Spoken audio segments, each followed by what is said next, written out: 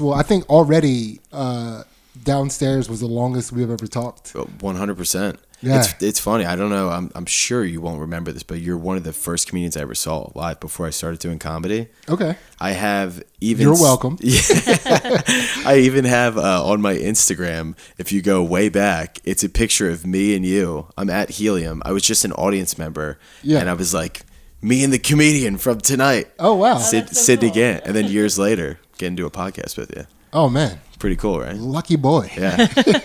Yeah. You had dreads and everything. Oh, Nice. goodness gracious. It was the dreadhead Sidney. Yeah. Man. Yeah, full dreads. I am so sorry if those things smelled terrible in that picture. I can't remember. They probably did. Yeah, that was, I was so excited. yeah. Real life comedian.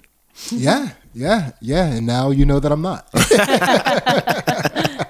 Yeah, and it is funny though, viewing comedians from the outside and then seeing what being a comedian is from the inside. Yes. And it's like, wow, I had them on way too high of a pedestal. Yes. Yeah. It's so funny when you get like deeper and deeper into comedy. Like you look at everybody like a god who you admire. You're like, I just want to be like, how the fuck did they do that? And then you get further and further in, and not necessarily like, oh, I can do that or it's so easy, but you're just like, oh, these are just like fucking weird dudes or chicks, and you're like, they're just people. Yeah. Who got really good at a skill. Weird people. Everybody's weird. Extremely strange people. Extremely strange people. Yeah. And then it kind of, you're like, all right, I think I put these people on a pedestal a little bit. Yeah. I mean, I still love you, Sid, but Yeah. The pedestal is just lower. Right.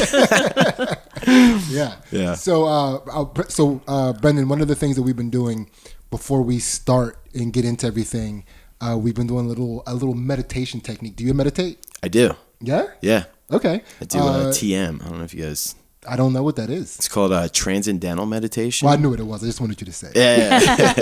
That's heavy meditation. I guess so. I my dad introduced it to me when I was in college. I was like really anxious and stuff at the time, and he didn't even do it, but he was just like, I gotta look for something to like help you out, and he brought that up to me, and then I've been doing it since college, and it's great for me. Awesome. Will you guys? I've heard it, but will you explain to me like what that entails? It's basically you just have a mantra and you just go it over and over again in your head, like kind of the same thing as like focusing on your breath, but you just focus on this mantra, and you kind of, as thoughts come into your head, you just try to kind of let them go. And you're aware of them, but it just is like as they come in, you're like, okay, and you just kind of try to let them go and go back to focusing on your mantra. It sounds so much more like transcendent. It sounds like it's this whole. It's just a simple technique. Yeah. Is your mantra a secret mantra? Is it close to the vest? It is. Yeah. Okay. Fair enough. Yeah. I don't know why, but they tell you that like as they like teach you how to do it. They're like, you can't tell anybody your mantra. Yeah. So it's kind of culty in that way, but I'm like, whatever, it works for me, so I'm going to keep doing it. You might be in a fight club. I might do. So this particular meditation, well, actually, Ansley can explain it. It's the box technique. Okay. It doesn't have a cool name. No. You're just, as you draw the sides of a box, you're going to breathe in and then hold your breath and then breathe out and then hold your breath. And it's on a count of 4. So you want to slowly breathe in. Sometimes I haven't explained that. Each side of the box is a 4 count. Is a slow 4. So yeah, Okay. so breathe in slowly for All right. 4 and then hold for 4 and then breathe out slowly for 4. Nice. And then for everybody who is at home doing this with us, it is in the nose, out the mouth. Yes. Okay. All right. All right, ready? Breathe in. 4, hold. Breathe out. Hold. Breathe in. Hold. Breathe out. Hold. And we're ready. Boom. Nice. Yeah. Yes. That's a good way to start. Isn't You should it? start every podcast like that. Yeah. I don't know if you know this, but now we know your mantra. Yep. we absorbed it. That's through the right. meditation. God damn it.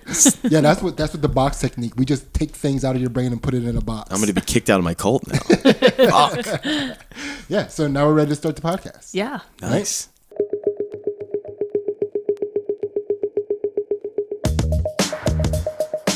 The Chakra Poppers. Once again, we are back. world champion Ansley. Hello. And regular guy Sidney. Regular weirdo. Regular weirdo. And today our guest is none other than the Brendan Donegan. Regular Brendan Donegan. What is up, regular weirdo Brendan Much, Donegan? dude. Yeah, thanks for having me, dude. Trying to take yourself out of the weirdo club. You're one of us. I love weirdo as well.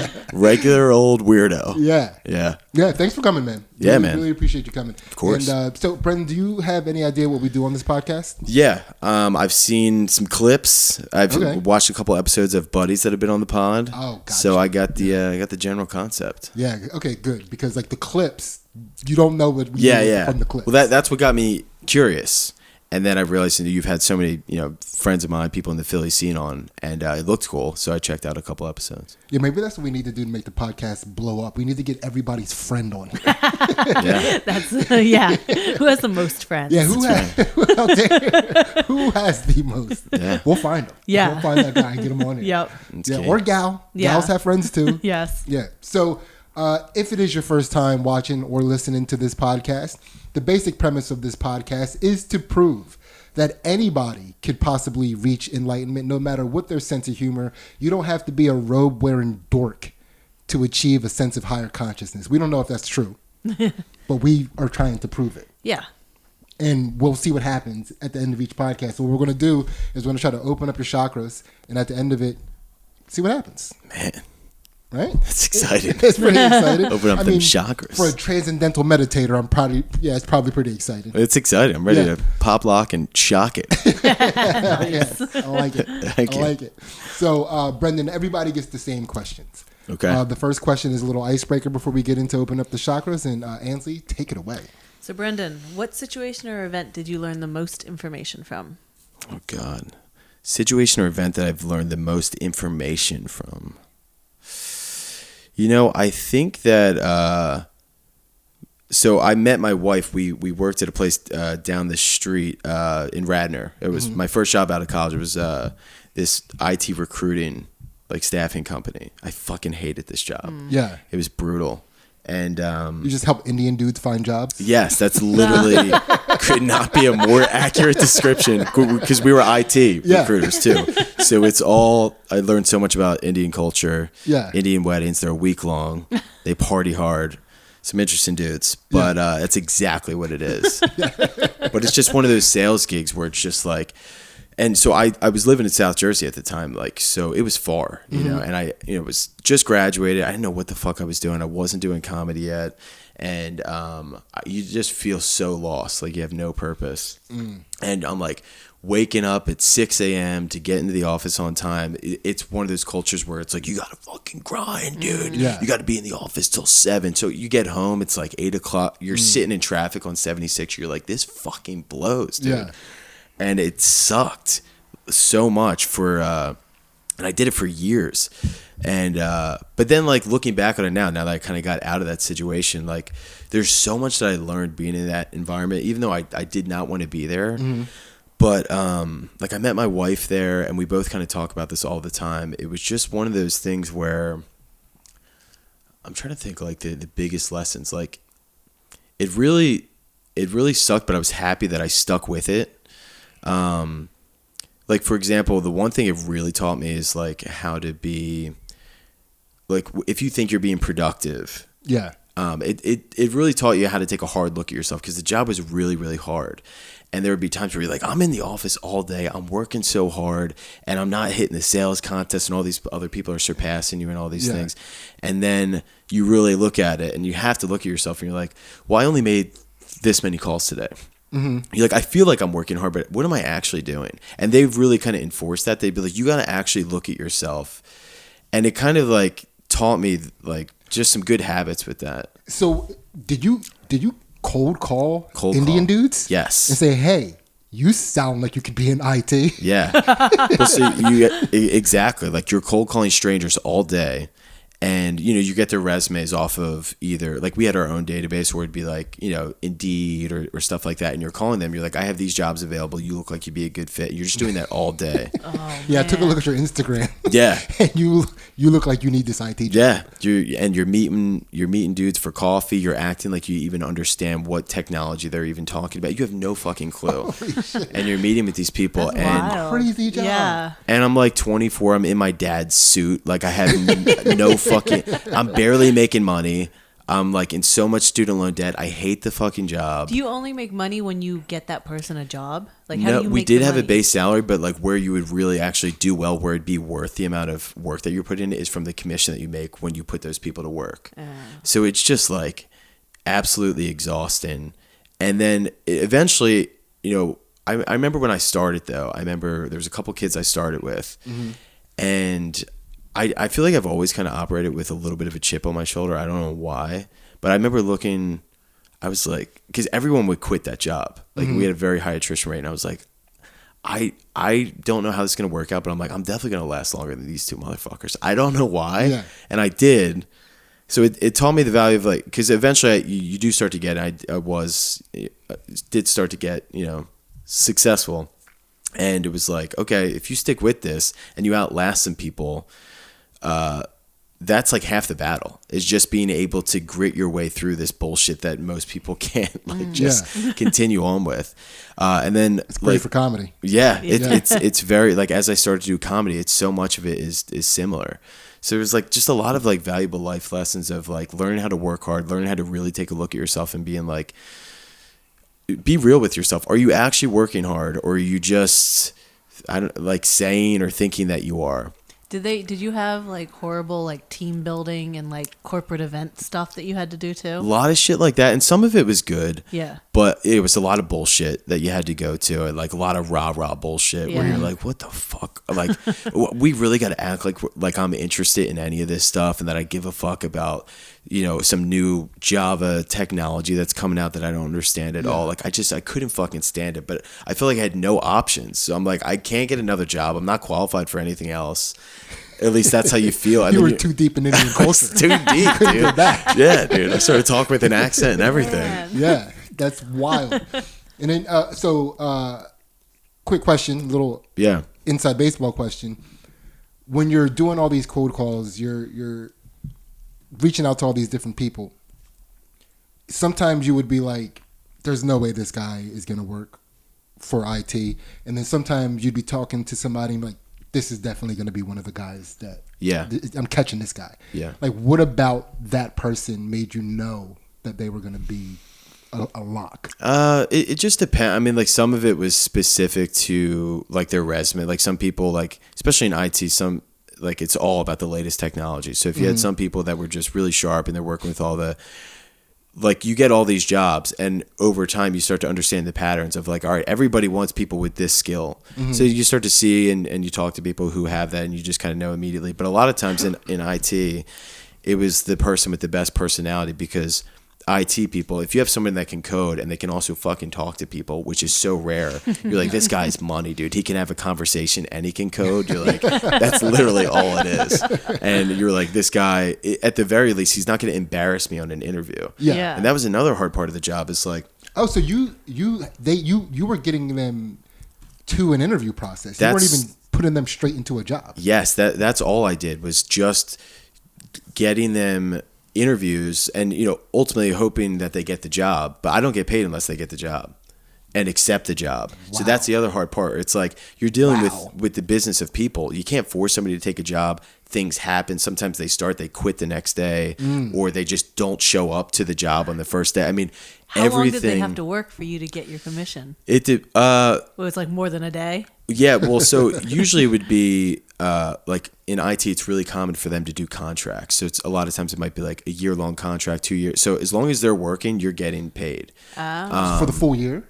Just every week as they put in their payroll, it's you're getting, it sounds lucrative, but they figure out a way with the percentage of what you're getting is very, very minuscule. So you got to put a ton of people to work. Gotcha. So that's why it's so fucking hard. But that's why if you have more people working, you got to get so many people on your payroll. That's the goal. Is you just put more and more people to work. And then people, they don't like their job, they quit, and you're you're dealing with constant chaos and stress of people. You're like up 1 minute, and then next thing you know, everybody on your payroll quits, and then you're not making any money. You know, it's like comedy where it's like 1 minute you have this awesome opportunity, the next minute you're back at a fucking open mic where you're like, God damn it, dude. Like this is so up and down.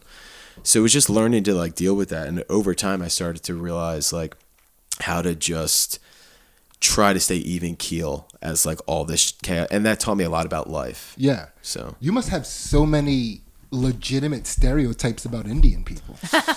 Yeah. I feel like you keep trying to steer it back into me potentially saying something racist. No. But I am fascinated. Well, I learned so much about Indian culture. I am thinking racist things. So, I mean, I don't need you to say anything, but that is a unique perspective that you're getting that you wouldn't get otherwise. I never would have like thought that I would have so much experience working with people of, you know, who played basketball in sandals. Yeah, exactly. We used to, I mean, literally say like it was like a skill. Like some dudes from India, they have some people have been here for a very long time. Mm-hmm. Some dudes literally, they just got their H-1B visa. They've only been here for a couple months and they have the thickest accent. Mm-hmm. But over time, like it was like speaking a second language. Like I could like understand when you first start the job. I'm like, I can't understand what people are saying. Yeah. But within like a year or 2 years, or like, I remember when like a new person would start to like listening to you on a phone call, and they're like, I don't know what they said. I'm like, and you got that shit down pat. Yeah. You're like, I know, like I'm speaking the language now. It's still English, but it's it's not that impressive. English. Yeah, but the dialect you start to get, and it's interesting. And you started speaking with an accent, huh? Yeah, a little bit. Yeah, yeah. That's fun. Yeah. All right, so we'll just have you do this, and then we'll get into popping open these chakras. But if you had to you and your wife at home ever speak in accents together? No. Yeah, I mean, we didn't even ask you if your wife was Indian. She's white. She is very white. Yeah. That was a close one. Yeah. Very white. Yeah. Yeah. So if you had to boil it down and distill what it was that you got from that experience in like a tagline or two, how would you characterize that? I think it was really just trying not to get too high and too low, like just staying even and just continuing to each day just chip away. Sorry, I keep getting long-winded, but it's just staying even and just keep like trust the process almost in a way. And I do just want to reiterate, because I really liked how you were saying, knowing that you actually are working hard and not just kind of making a presentation about working hard. Right. Like, so, you know, sometimes you're at the gym and you're like, you want to lose some weight and you're like, I'm not losing any. I've been at the gym every day this week. And then you're like, oh, well, how fucking hard am I going? Do I strike you as a person that doesn't reach their gym goals? No, I cannot relate to that at all. But there was maybe a time in life. Never. I am a gym phenom. Yeah. Are you kidding me? Yeah. Yeah. Well, I've been there before where I'm like, dude, I should be. And then I really look at myself and I'm like, oh, I'm not really working that hard. Yeah. You know? Yeah, you would know if you looked like me. That's damn right. Yeah, dude, I saw the mats down there, dude. I'm not going to challenge you when both of you guys could take me downstairs and fuck me up real quick. You would have to go through our kids first. Yeah, well, I think they would definitely give me a run for my money. Yeah, so thanks again for sharing that. Yeah. That was awesome. And I apologize if you felt like I was trying to force you to get canceled somehow. No, I'll do it. I'll do it eventually. Yeah, so let's get it out of the way. Yeah, I've heard you talk. So now we're going to get into popping open these chakras from the bottom chakra up, and I have to let everybody know who's their first time coming on the show that the first chakra, the root chakra, is located in and around the butthole. I mean, this is your culture. Hell yeah, dude. You know this stuff. I got, dude, so many IT consultants. We were popping chakras, dude, every weekend. I was popping bottles and chakras with these boys. Hell yeah. Let's get a job. Yeah. So Ace, take it away. All right. So Brendan, how did you learn to overcome fear? Fear, I think just jumping in, like you just, like I've learned over time, like you just have to jump in and face it, as cliche as that sounds. But like any experience I've ever had where I'm afraid of something, I've just learned like you have to just go in and do it. And that's where you're going to get all of the big learning experiences from it. Like I remember, I mean, you know, doing comedy and stuff, that's always an example I'm sure people give, but like I was terrified of public speaking in college. I remember I had to do like a public speaking class. And I always admired people that could do it. I'm like, man, that would be cool. Like, I'd love to be a person that was so comfortable that could just talk like that. Yeah. I remember we had a class, and the professor, she was great. And she had this one, the first lesson was, I want you to get up there and just talk about anything you want for 1 minute, but don't plan anything. Just talk for a minute in front of the whole class. And you're like, that's easy. It was so fucking difficult. You get up in front of everybody, and within 20 seconds, you run out of shit to talk about. You run out of steam, and you feel so stupid.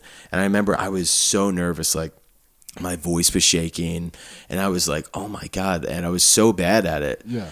But then I realized, like, if there's something that I'm afraid of, but I want to do, I just realized, like, you could do it. You just have to just keep at it. So I was like, I want to be good at that. So I just kept putting myself in situations to like have to do it, or taking classes where it forced you to do that.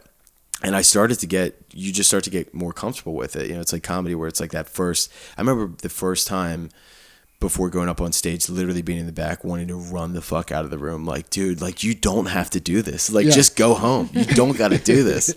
And then you do it, and you're up there. And then once you're in it, you're like, all right, this is not as bad as I built it up in my head. So like, I've just, with everything in life, I've just learned, like, you just got to get in there, and you'll start to figure it out, and just keep doing it. And then over time, like, I started to get more comfortable with it. I somehow got into comedy, and like, never would have really thought that I would do that. Can you remember in that public speaking class what your attempt at a 1 minute impromptu speech was? Oh man, I don't know if I know. Fuck. What was it? It was probably something stupid, like, I don't know, football, like, just, or like a hobby that I liked or something, and thinking like, well, that'll be easy. I got plenty to talk about. And then I'm just like, God damn it, you idiot. You got nothing in this head of yours. You can't string together words for a minute straight. It's a long time. It's a long time with all the attention on you. You have everybody in class. Especially classmates too. Like, you feel so vulnerable in front of, especially when you're like in college or high school, and you just want to look cool. Yeah. And you put yourself out there in front of people. It was terrifying. Yeah, I think I was kind of the exact opposite, because I came from a long line of bullshitters, so talking was just a big thing. Yeah. Like, my dad, he takes a lot of pride in the fact that if you ask him a question, he will talk for a long time without answering your question. Yeah, that was my dad too.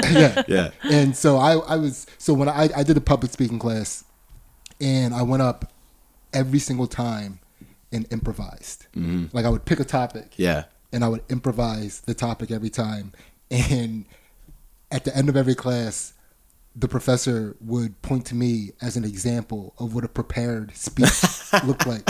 And I remember, you're like, I'm just fucking winging it up there, dude. Yeah, and there was a couple people in the class knew. Well, by the end of the class, everybody knew that that's what I was doing. Yeah, and people would start to give me topics. Yeah, the day of class, and I would go do that, and that was like a big thing. That's an impressive skill, dude. I mean, it was impressive, but when the professor finally found out that that's what I was doing, he was so sad because now he looked foolish, right? Because like, everything I've been preaching and teaching you guys just out the window. Sid's been up there just fucking around. Yes. That's great, dude. Yeah, but no, that's cool. That so, can you remember a time in your life when you were the most scared? I'm trying to think. The most scared. I mean, God, that first stand-up experience is definitely up there, being so goddamn scared. So going back to the public speaking thing, I don't know why I did this, but there was by the end of college, I did the commencement speech for my school. I don't know why. Like, it wasn't because I was valedictorian, or anything like that. Yeah. They were just like, I forget. You had to. What school did you go to? University of Scranton. Okay. Yeah, it's okay. I was a communication major, like, not a B. I've been a B student my whole life, like, nothing crazy, but you had to, like, basically volunteer, and the students would vote who would do it. And so you were somewhat of a popular kid on campus then? I guess so. I mean, it's a small school, okay. And you had to write like a brief synopsis of like what you would say, and then kids would look at it and then vote from there. Gotcha. And I don't know why the fuck, again, I did that to myself, but I think I just thought, like, if I'm going to be there, like, maybe I can make this funny, or I can make it cool. Mm-hmm. And they voted for me to do it. And it was like, I didn't think this through. And then you get there, and Scranton was not that big of a school, maybe like 4,000 undergrad. But at graduation, it's literally in a fucking stadium. Yeah. And everyone brings their parents. So it's like 7,000, 8,000 people in a stadium. And I'm kicking things off with a commencement speech. I remember like we had partied the night before because your parents all come up and stuff. And we just got absolutely hammered. I was hungover. I was like, why did I fucking do this to myself? Like, dude, why did you do this? Yeah. And it was so scary. And I remember it went great. It was like, You get some laughs? I got to be honest, I fucking crushed. I was getting good laughs. You know, right off the bat, you get that first laugh, and then you're like, oh, I'm cooking. Yeah. But I will say I had a horrible fuck up that I didn't even realize at the time. So I went to Scranton, which was... and I was trying to make a political joke to even just pretend I was politically savvy. Yeah. So I was like, I'll throw in like a little political thing just so people think I know something about politics. And Joe Biden is from Scranton. That's like the only thing Scranton has going. And this was 2015, so it's before he was, I guess maybe he was VP at the time. Yeah. Not president or anything like that. So I didn't know anything about Joe Biden other than the fact that he was from Scranton.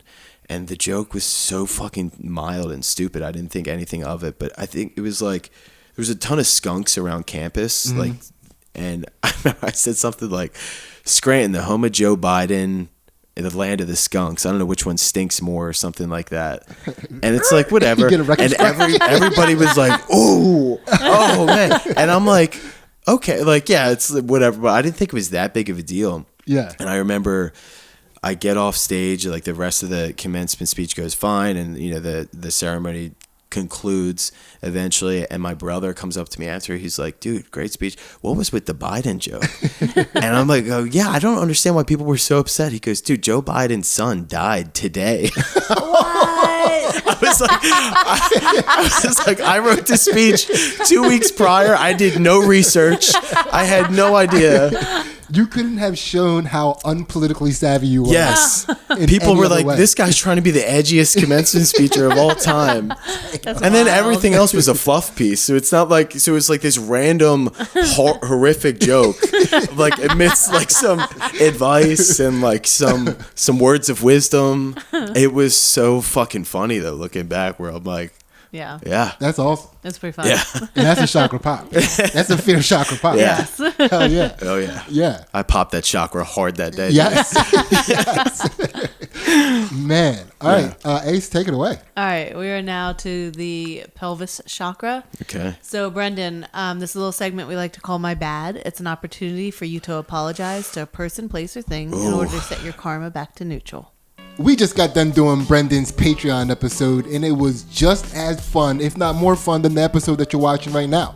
And I know you're having a good time with this because Brendan's hilarious and we had so much fun doing it.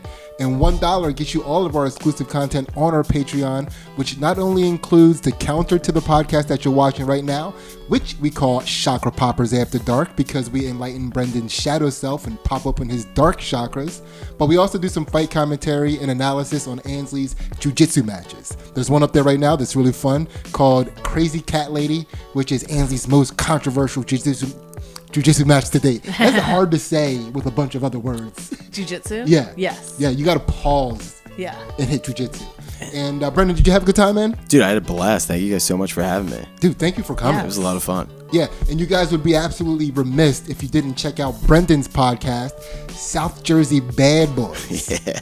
Check out him and his buddy being bad boys. Baddest boys in town. The baddest. Hell yeah. And now we're going to get back to this episode and find out who or what Brendan has to apologize to. A person, place, or thing. Oh my gosh. I'm trying to think of who deserves an apology the most. Well, Joe Biden. I'm sorry, Joe. And the entire Biden family. Fuck. It should have been Hunter. God, yeah, there's one. Sorry about that. That was a big old whoopsie daisy. Should have done some research. Oh, God, I'm trying to think. Somebody that I got to apologize to.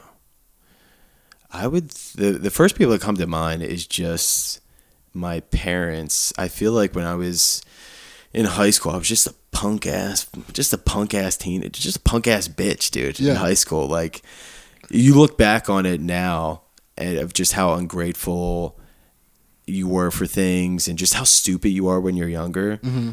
And I think, not that anything in particular happened, but I think like as I look back, like we were going through some tough times in high school just financially. Like my dad was out of work for a while, my mom was out of work, and I didn't realize like how tough they were going through it. And so, you can't. Yeah. You have no concept of I had any just of that. no concept of it and just no appreciation for it. So I was just kind of like, you know, just navigating my life in just a really, really selfish way, Mm-hmm. I think, looking back. And God, like, it's one of those things you look back and you just cringe hard. And you're so, you know, I would say to my mom and dad, I'm sorry for being a fucking dickhead. Are they still together? Well, my dad passed a couple of years ago, but they were together up until he passed. But they made it through that tough time. They made it through. Yeah. But yeah. But that, Technically. technically. Yeah. But that is kind of the hallmark of good parenting or good parents, because kids really shouldn't know how bad it is. Yeah, they did a really good job of that. Like, they were really going through it, and they did such a good job that you never really understood how bad things were. Like, they made us think that they gave us everything we could to not even realize like how much they were going through it. So like they did a great job of allowing us to still having opportunities, still doing things that our friends were doing, even if it set them back a shit ton. Like, they were really unselfish in that way. And I wish I understood that a little bit better at the time so that I could just be more appreciative. Still do those things, but say thank you harder. Yeah. And you never stop and like look at your parents when you're young as like just two adults just trying to get through life. And you're like, God, like, you know, when you become older or you become a parent too, and you just realize how fucking hard it is. Oh yeah. And you're like, man, I really wish I understood that at the time. But you have a 9-month-old. 9 months. And you're getting a concept of how hard it is to be a parent. Yeah. You know, that's pretty.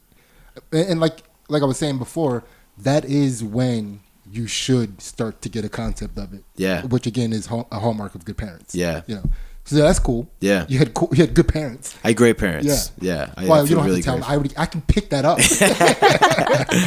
Yeah, I was super tight with, you know, still super tight with my mom, super tight with my dad, but I definitely feel really lucky with the parents I had. All right. So then the apology goes to your parents, your mom in a different era.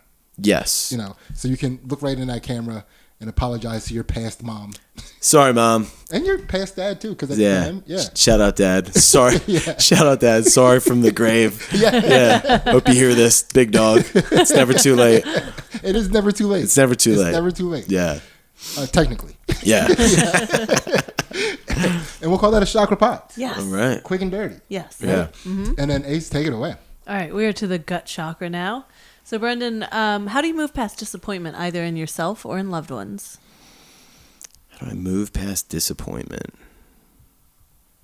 Man, I feel like comedy, you have to get, you know, I'm sure people answer this way all the time, but like comedy just like trains you for disappointment. And I think that was one thing that first job really helped me with in getting into comedy is like, you know, the highs and the lows of just whether it's your job or life or relationships. And like with disappointment, I've found with myself, like I get myself so jacked up about stuff where I'll get so excited and I'll set my expectations really high right from the jump, and I'll build things up in my head, which doesn't always help because usually I'm not coming in first place, which is the expectation. I'll set these grand expectations where it's like I want to win or I want to do something big or whatever, and you try your best, and then if it doesn't happen that way, you're setting yourself up for a bigger letdown. So just over time, I've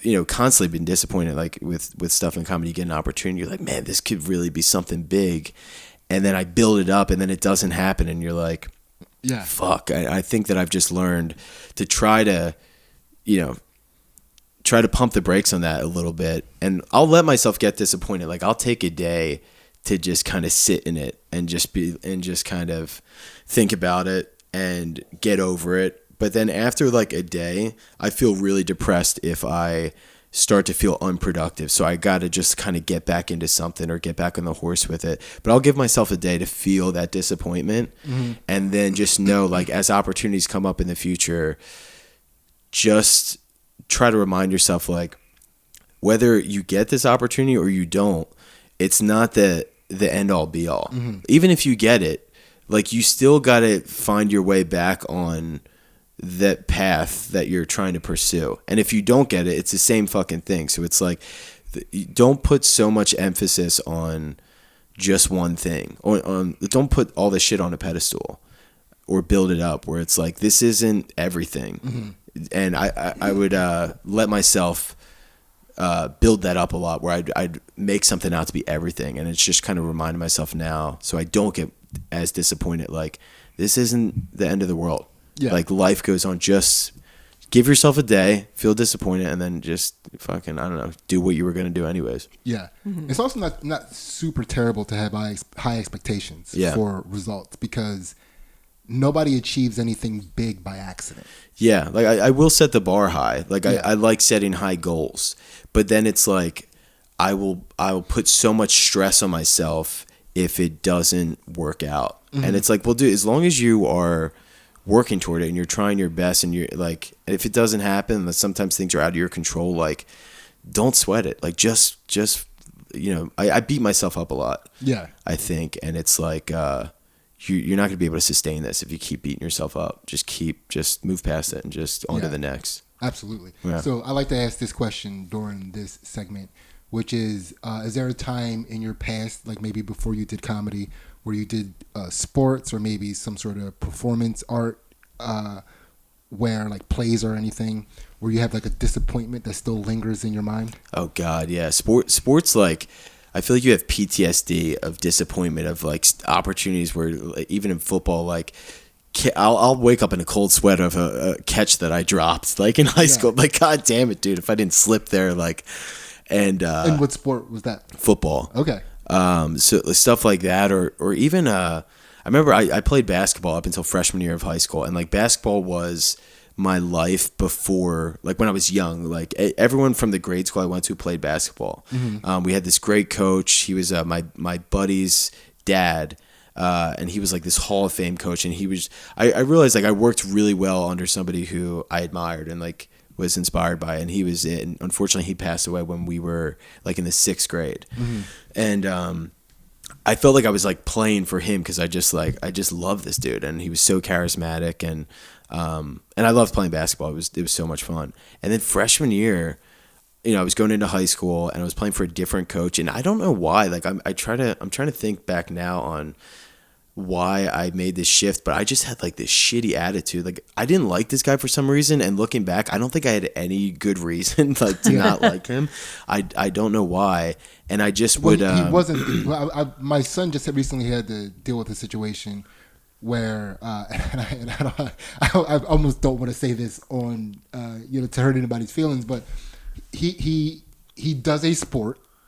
And maybe you could keep it vague, and maybe people won't know. Maybe he does a sport, and the head coach he loves, one of the assistant coaches not so much, and he was doing something where the head coach wasn't going to be there, and he asked me if he could not go because he didn't like the other coach, and really it's just that he's not the one he liked.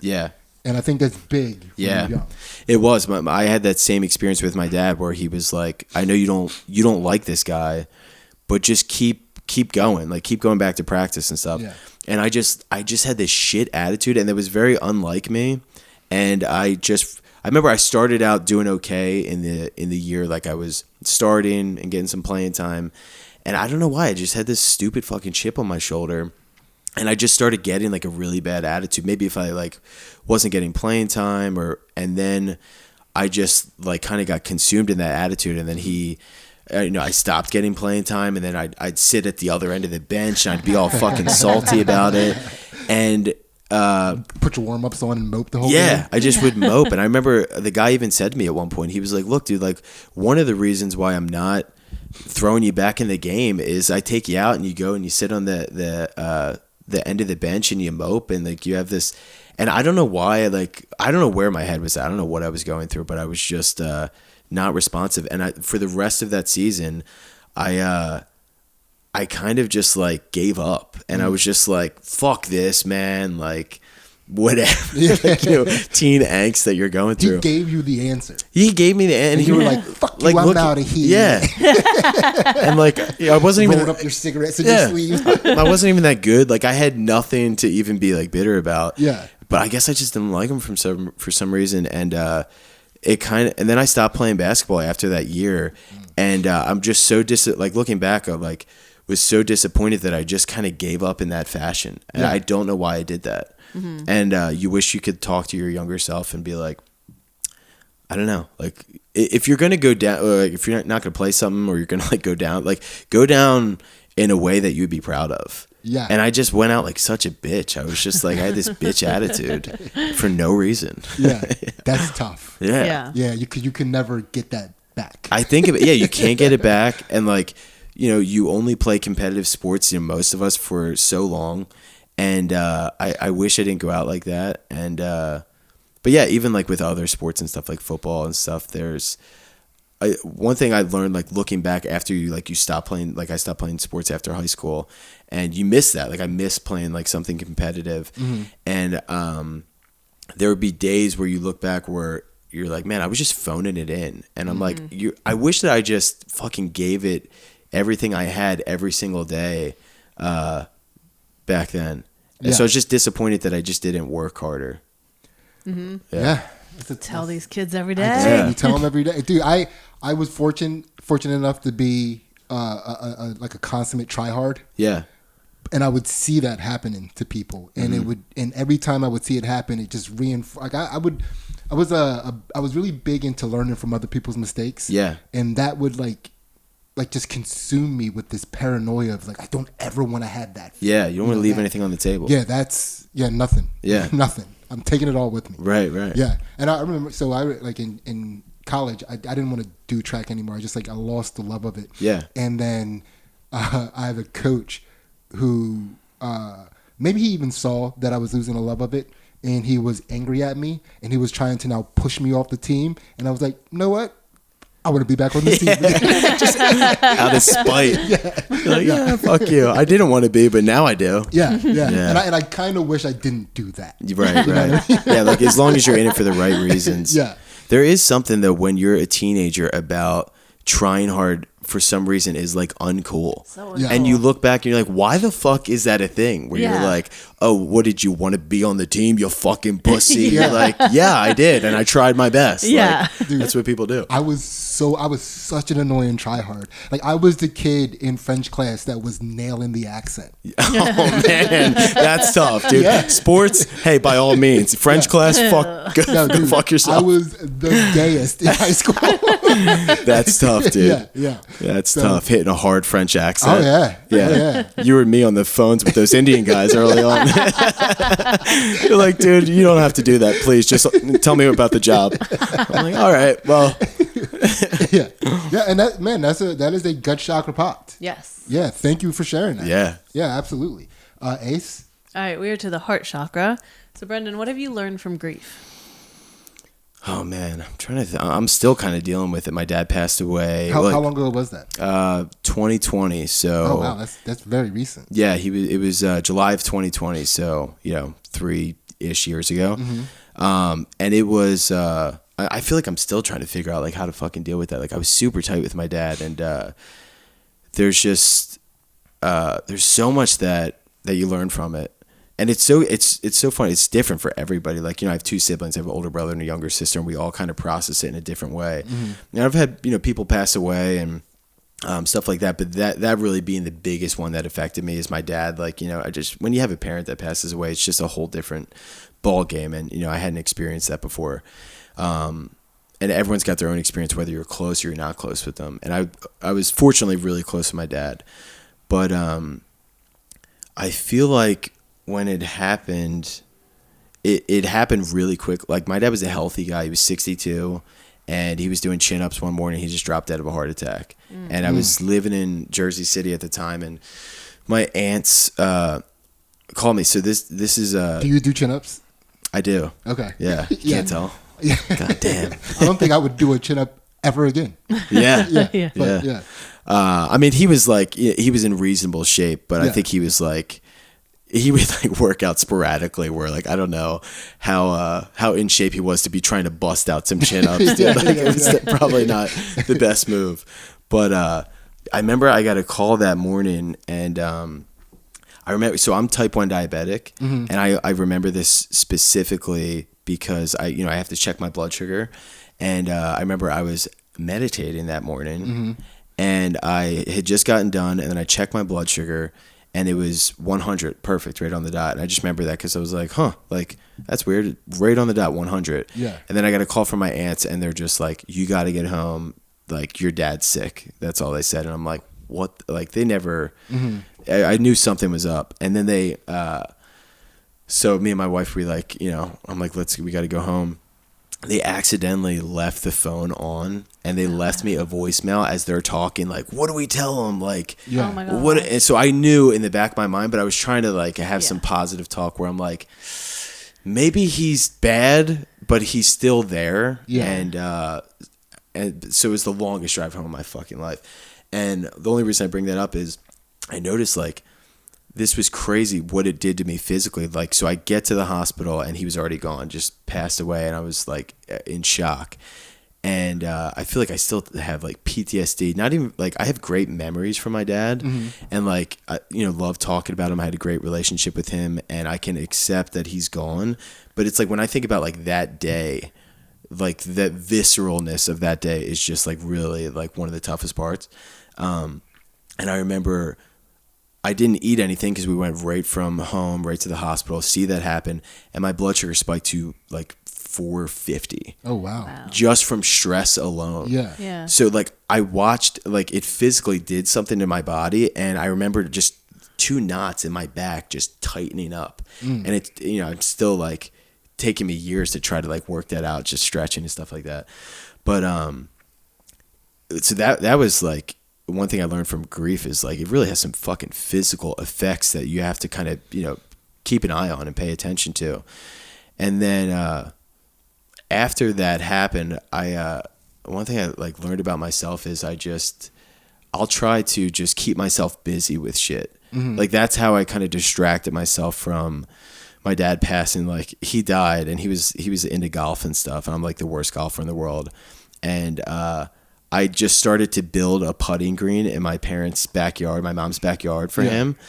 And I just like 2 weeks, I was just like, I had to do this. I'm like digging it out and doing all this stuff. And people are like, what are you fucking, like, we got stuff to do. We got, paperwork to fill out. And I'm like, I just, I started just diving into this and I did this whole thing. And then I remember I was done. I was fucking exhausted. And I was like, okay, like that was a nice thing, but like it didn't help anything. And I just realized like when shit gets tough, sometimes I just will completely distract myself and I'll just dive into shit to like escape, I guess. And I'm just kind of now realizing that as I'm talking about it. But so I kind of will like escape and jump into stuff. It's taught me to I don't know, like I'm still trying to figure it out. Like like, I think about them, but then like it's weird as time passes, you kind of forget some stuff, and then that gets sad because you're like, man, I don't want to forget these things. But then I don't know, it like you get desensitized to it in a way where I was so emotional about it in the beginning. Yeah. And as time goes on, you get less emotional about it and it's easier to kind of talk about in those things. And then I watched like my brother, he just like completely kind of, process it in a different way. Like I feel like he had a delayed reaction. Like a year later, he started to kind of process it. Yeah. My sister was more similar to me. So that was interesting too, just seeing like. And your brother's older? He's older. He's 3 years older than me. Is he the oldest? He's the oldest, yeah. Okay. But he has a different place in the family as well. Yeah. So. Yeah, I feel like he kind of took that on himself where it's like he's now kind of the patriarch of the family and like that weighed on him really heavy. But it was just weird. It's weird seeing that people process it in different ways. The time thing definitely helps. And I think if like the biggest takeaway was just like, I don't know, like it happens, and now I've accepted like, we're all gonna go at some point. It's not necessarily a bad thing, and like if you're gonna go, honestly, the way he went, like, not that it's ever easy, but I would hate to be someone that watches their parents suffer and have to, like, that is so fucking rough. My dad went like that, and it was a shock, but at least I didn't have to see him suffer like through pain. So like there's positives and negatives to the way people go and stuff like that. But I just feel like as time goes on, you just realize like all right, like life, I don't know. It's what everybody says. Life goes on. Time does help heal it. And you just kind of take it one day at a time. And like, I think, I don't know. Sorry for rambling there. I don't have a good, concise answer. Yeah. I mean, I think I appreciated every single one of those answers, especially the idea that grief does take a visceral physical toll that it clearly is measurable. Yeah. I like, you hear about that, but then I'm like, I have like a literal way to measure like what sort of stress happened to my body, and it was just like shocking to kind of see that. I mean, Ansley's mom passed away in March of 2000. It was 2000? 2021. It was 2021? Oh, wow. Yeah. And it was March, right? Yeah. God, I'm sorry. Yeah, I mean... No, like, I really related to everything you said. And, like that, the emotions, like, how quickly you can go back to how you felt on that day. Oh, Like, the phone call and, like, like... That's what, like, brings me back to it. Yeah. Like, for positive and negative. But it's, like... If you're talking about like my dad in general and stuff, I'm like, that's good stuff. I like talking about him. Like, but when you start talking about like that, it's like you can like see the room, you can smell the air, and it's like, oh, dude, it's like legit PTSD. Yeah. Yeah, I mean, and it wasn't my mom, but I was very close with Ansley's mom, and like I remember where I was when Ansley called me to tell me the news. Yeah. Because her brother called her first. And then she called me, and it was just, it was big. Yeah. It was very big. I think that is the single moment where, when, people always say, oh, I remembered where I was when this happened. I remember where I was when this happened. I don't really have a memory like that for anything else other than getting the news that Ansley's mom passed away. Yeah, I think same here. It's like, we're just one of those things, and I don't have many of them. But like you don't forget it. And it's hard to work through that too. Like, I don't know how to do that yet. Like, I don't know how to kind of think about that without getting emotional and stuff. But it's a weird thing to process too. Cause I don't know, like, and I had nothing but good, like, we left nothing unsaid. I had nothing but good memories with my dad, but it's just, doesn't make it easier. It doesn't make it makes easier. it harder. Yeah. Cause I think about that all the time.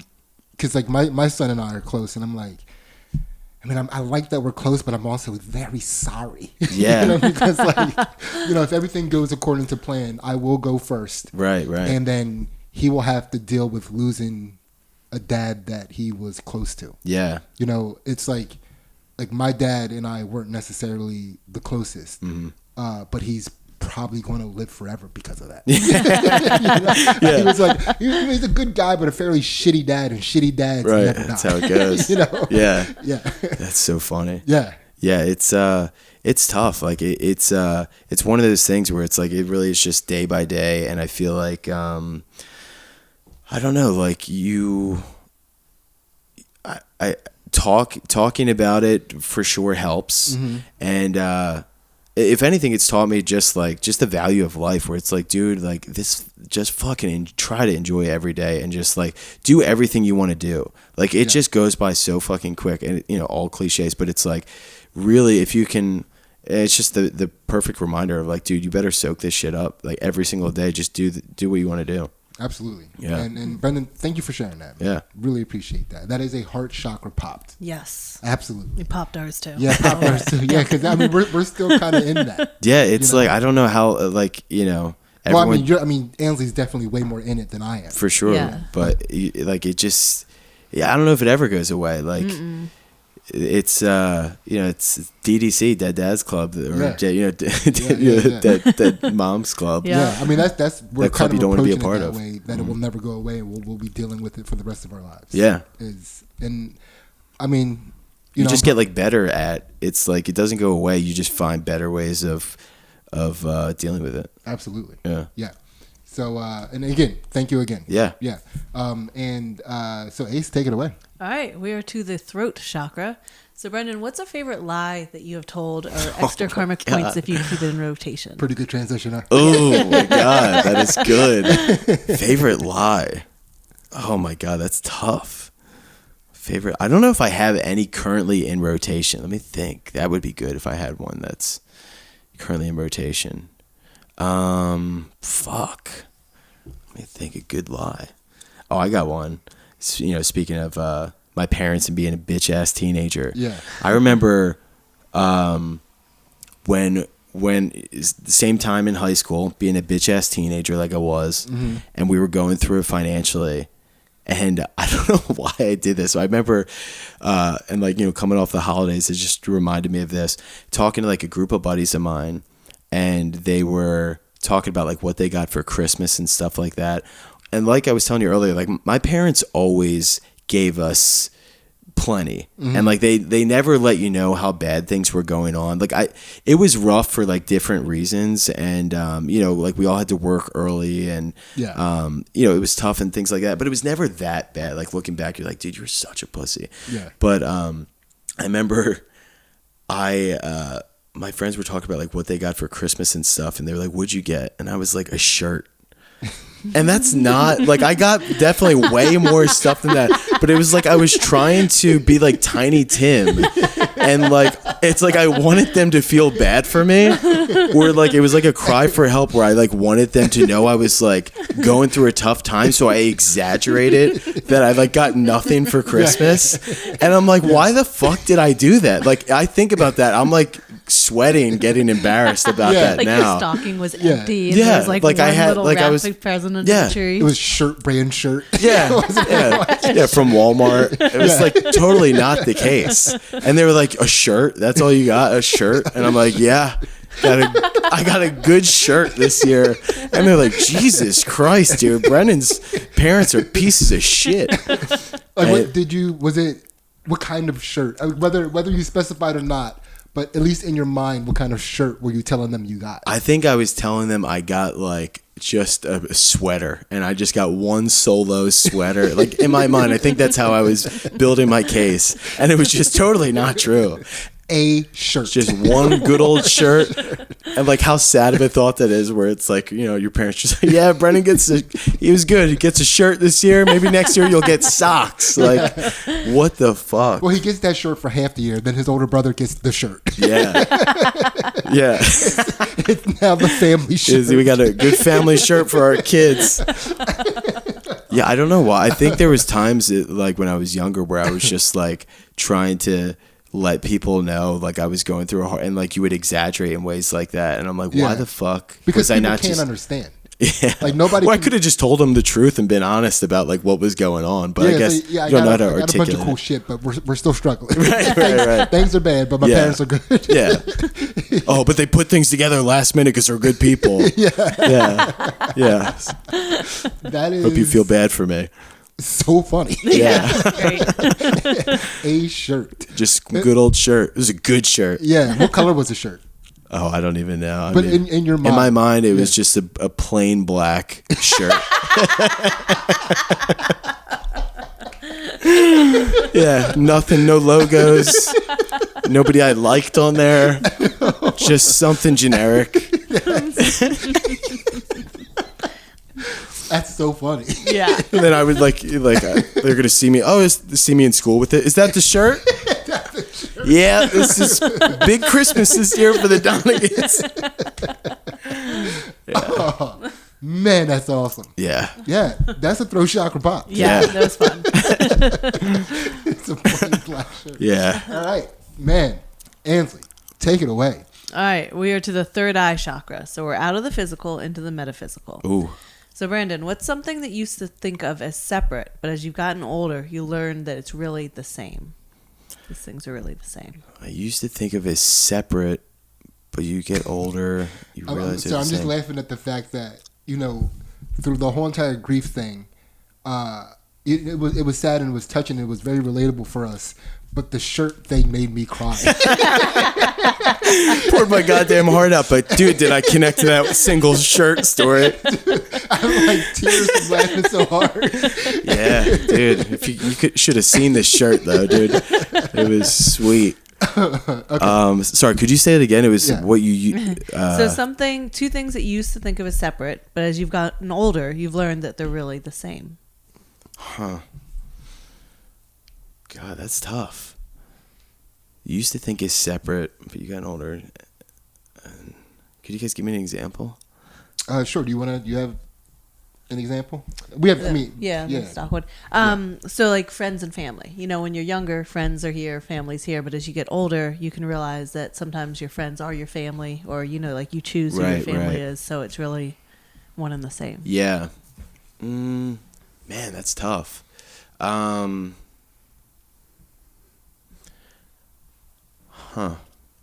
think like seeing your parents as people is like is a big one. Mm-hmm. You know, like especially after they pass, like you really learn a lot about shit that went down, positive or negative. That's kind of tough to, you grow up and you think of your parents as these heroes or these people that are perfect. And then just the older you just get into the weeds of like, all the mistakes that they've made. And it just, like when you start to see them differently as you get older, where you're like, and you put it in the perspective of, oh, they were, when I was this age, they were in their 30s trying to figure this shit the fuck out and make a mistake. And like, they were these young people that were, trying to make a relationship work. And when you're young, you just do not have that perception of that. Like you think of them as mom and dad and they're in a relationship and they'll always be together and like things are great. And then I think especially with like, I come from a really big Irish Catholic family. My dad was one of 12 kids. My mom was one of 10. Wow. And it's great when you're young. It's so much fun. Like we're all really close. Nobody has left like Philadelphia or Northeast or South Jersey. And when you're young as a kid and you don't know like what's going on, it's family parties. You got your cousins. And then as you get older, like, people become alcoholics or they die or people get divorced and you're like, oh shit, this is actually kind of a mess. Yeah. And with your parents specifically, just as I got older, I started to understand more about like the dichotomy of their relationship. And I didn't understand when I was younger, like what they were, that they were just people. Yeah. And like now I just look at it and like I can talk to my mom about it as, as an adult in such a different way now, of just having a more frank conversation about the way things were with her and my dad, where when I was younger, I'd be so much more emotionally invested about it. Like, and now I don't want to hear that. Yeah. Or just like, like if he was being an asshole in some way, it's like, you guys are fucking people. Like, and I can understand it now, but I didn't, you don't have that emotional intelligence when you're younger. It is funny to think about, your dad being the age you are in different eras of your life, the like 21 drinking. Yeah. Your dad probably went through similar drinking things that you went through. Your dad probably thought it was going to be a fart, but it was a little more. Yeah. They had to figure out how to deal with that in a social situation. Yeah. Like that is funny to consider. I remember thinking like I didn't understand why my dad wouldn't give me advice on certain things, like because I like thought he had it all figured out, and I'm like, I don't understand why he's like withholding this advice. And now, like as I've gotten older, I've been like, he didn't know what the fuck to say. He didn't know what the fuck was going on. Like, he wasn't withholding information. Yeah, he was like, he didn't have an God, answer. I hope she doesn't ask. Yeah, I got nothing right now. Yeah, like in your mind, he's like, I'll let her learn on her own. Yeah. Right. Yeah. And he was just like, Yeah. Like, I don't fucking know. Yeah. It's so funny. That is a funny thing to think about. and a chakra pop. That was a great answer. Thank you. Yeah, hell yeah. And Ace, let's go. All right, we made it to the crown chakra. So Brendan, this is a 2-part question. Okay. What is something you can't give up and why? And what would giving it up mean? What is something that I can't give up and why? And what would that giving up that mean? I think the first thing that jumps out is comedy, because it's like my main hobby. But honestly, like as you go through the ups and downs, like I don't think I ever will, but I could totally see myself giving up comedy. So I won't even go with that answer because now, especially now having a kid, I feel like I go so back and forth with the guilt of being like, I love comedy. I want to pursue it. I want to, but at the same time, I'm like, sometimes you're like, I tend to get tunnel vision when I find something that I really want to do. And sometimes I forget to kind of pick my head up and like realize what's important, which is like, relationships and friends and things like that. So as much as I love comedy, like sometimes I will say to myself, like, man, it would be kind of nice if you were just content without this and you could just chill the fuck out and just like enjoy time with your son and your wife and your friends. And like, you didn't have this weird, random, goal of like, being successful in comedy. So I can kind of see myself giving that up. I don't think I will, cause I love doing it, but like, I think in the past I would have said comedy, but talking about my dad now, so I had moved to Jersey City, March of 2020. I was like, I'm going to do New York and I'm fucking going hard at comedy. And then the pandemic happened like literally the next day. And they're like, no more comedy. And then my dad died that July. So I was up there for just a couple of months. And then, I stayed up there for that year. But then I eventually just realized that after that all happened and like the dust settled and I had some time to think, I was like, I'm just going to move back closer to home. Like I just did not, I was like, as much, like I'm very goal driven. There's so many things I want to do, but even with all these things I want to do, I'm like, I can't not like see my family. When my mom, my brother, my sister, and, obviously my wife and son, even though they'd be with me like for whatever. But there was times before my dad passed where I think I would have like more considered, moving to California or moving to New York and just really kind of getting after it. And now it's more of whatever I'm doing in life, it's not important enough to like leave my family. Not that I'd ever leave them behind, but I'm like, I don't want to live a life where I don't have them close to me. Yeah.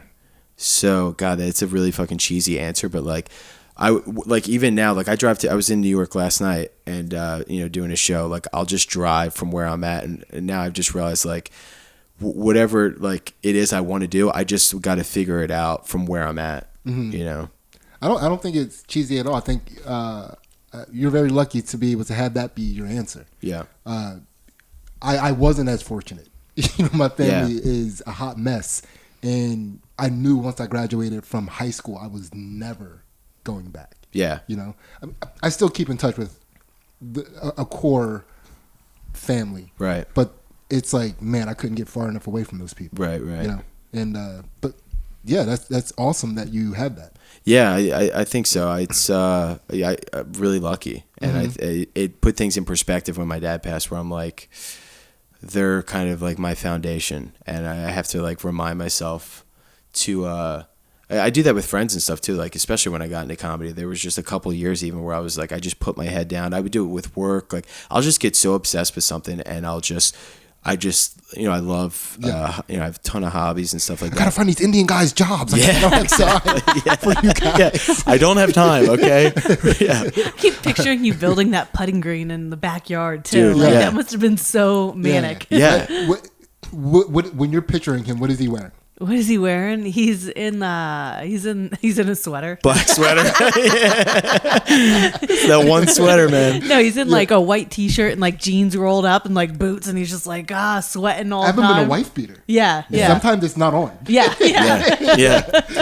It was a mess too, like because I was just rushing through it, and like I didn't even do a good job with it because I was determined to do this thing, and then I woke up and I'm like, oh shit. I woke up and I'm like, why the fuck did I like feel the need to have to do this? I'm like, I'm totally just distracting myself. Yeah. I feel like the backyard was like pristine and beautiful. And it then, was. Like, you were there. Kind of like, fucked it up. And dirt piles everywhere. No one uses it now. I go back there. It's like leaves all over it. My mom's kind of like, well, it's going to be tough to sell the house now with this shit putting green in the back. But yeah, I'm sure dad will love it. Yeah. That's awesome. Yeah. But I'll like forget to pick my head up at times where it's like even starting comedy, I was just like, I'm doing this every single weekend, and now I'm just more particular about what I'll choose to do, and be like, dude, like, you know, if you're gonna do it, just make sure like you don't forget what's important. Like, So what would giving it up? What do you think giving up that connection with your family mean to you? I think it's just like if I gave that up, I just realized like people in relationships is the thing. That's the most important thing in life, from what I understand so far in life. Yeah. And it's taken me a little bit to realize that. I think when I was younger, I thought like I just wanted to be successful or do big things. And then you just realize like it doesn't fucking matter. Like just it's about people and the relationships that you have with people. And if you don't have that, you're going to be lonely, and it's just not worth it. So like do what you want to do, but figure out a way to still maintain all your relationships and just be a good friend and good people. So it's like if I was the most successful comedian tomorrow and like I just completely gave up my relationship with my family, like I would look back and be like, well, that wasn't even fucking worth it. Why did I do that? Yeah, who do I share this success with? Yeah, if you're not sharing success, I've realized, like whatever it is that you do, it's just not as good. Mm-hmm. Yeah. That's a crown chakra popped. Brendan, how do you feel? I feel great, dude. Yeah? I don't get to kind of expunge, you know, Irish Catholic dude who just kind of keeps his stuff repressed. So this has been beautiful. This has been nice. Man. Yeah. And do you have time to stick around for the Patreon? Yeah. I didn't even ask. Yeah, for sure. And by the way, that's $1 our Patreon. $1 per month gets you all of our exclusive content on the Patreon. Give it up. Yeah, hell yeah. You could save up and get your son a sweater for the day. Yeah, that is barely sweater money. Yeah. Yeah. So we not only do a counter to this podcast where we're going to enlighten Brendan's dark chakras and his shadow self. Dang. But we also do some fight commentary and analysis on Ansley's jiu-jitsu matches. And I think I'm going to start doing some fitness stuff on there too. You go, boy. Give some people a little workouts here and there. I get a lot of questions about my chest. Yeah. You got a great chest, dude. It's a pretty good chest. I'll take some tips. It's mostly chest hair. I don't know if you can see it. It's padded. Yeah, it's a padded shirt. I had to shave your chest to get that shirt on. Yeah. And then Brendan, where can people find you? I got a podcast, South Jersey Bad Boys, and then my Instagram, Brendan Donegan Comedy. That's where I post all my shows and stuff. Hell yeah. And who's on the podcast with you? My boy Dan Callahan. Hell yeah. Yeah, South Jersey Bad Boys. We talk about Connecticut. No, all South Jersey stuff. Yeah. Hell yeah. So definitely hop on that. I'm sure you love Brendan. Go check out his podcast and follow us into the Patreon, guys. Other than that, we love you and we are out. See ya.